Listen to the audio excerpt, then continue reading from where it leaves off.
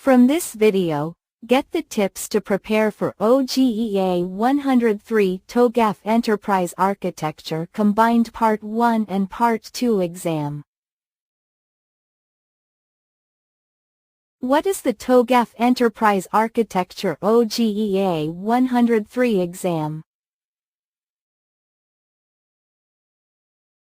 Exam structure and overview.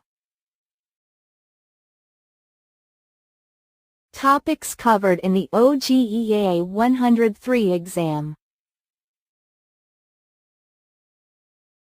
How to prepare for the OGEA 103 exam.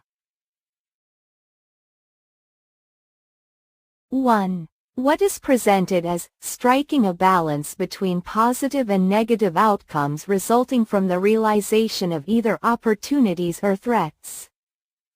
A. Agile development. B. Architecture security. C. Transition management. D. Risk management. 2. Which of the following are the four purposes that typically frame the planning horizon, depth and breadth of an architecture project, and the contents of the EA repository?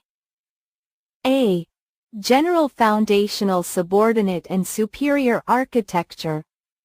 B. Segment, capability. Enterprise and end-to-end target architecture. C. Avant-garde Big Bang, discrete and cohesive. D. Strategy portfolio project solution delivery. 3. Complete the sentence business transformation readiness assessment is blank. A. A joint effort between corporate staff lines of business and IT planners. B. To ensure the active support of powerful stakeholders. C. A way to put building blocks into context, thereby supporting reusable solutions. D.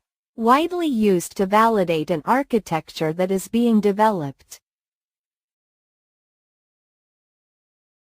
4. What is an objective of the Admiral Implementation Governance Phase? A.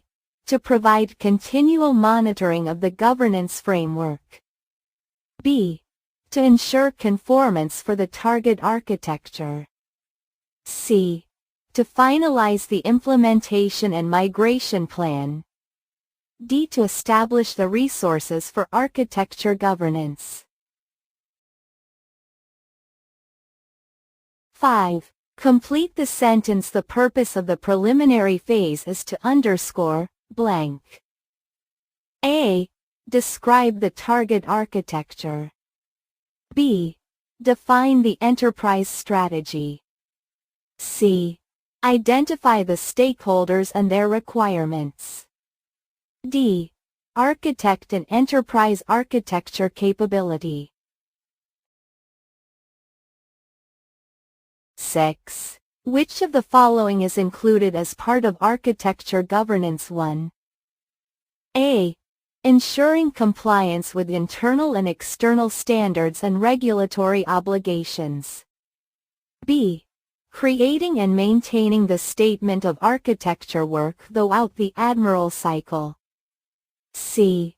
Managing stakeholders and their requirements. D. Interacting with the CXO level on enterprise architecture. 7. Which of the following supports the need to govern enterprise architecture? A. The architecture project mandates the governance of the target architecture. B. The TOGAF standard cannot be used without executive governance. C. Best practice governance enables the organization to control value realization. D. The stakeholders' preferences may go beyond the architecture project scope and needs control. 8. Complete the sentence. The purpose of enterprise architecture is to blank. A. Take major improvement decisions. B. Control the bigger changes. C. Guide effective change. D. Govern the stakeholders. 9. Which of the following best describes a purpose of the gap analysis technique? A. To validate non-functional requirements. B. To establish quality metrics for the architecture. C. To determine service levels for the architecture. D. To identify missing functions. 10. Which of the following describes a purpose of architecture principles? A. To describe likely impacts resulting from successful deployment of the target architecture. B. To establish a common understanding of how to control the business in pursuit of strategic objectives. C.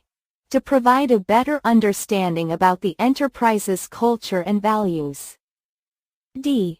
To form a contract between sponsoring organization and the enterprise architects.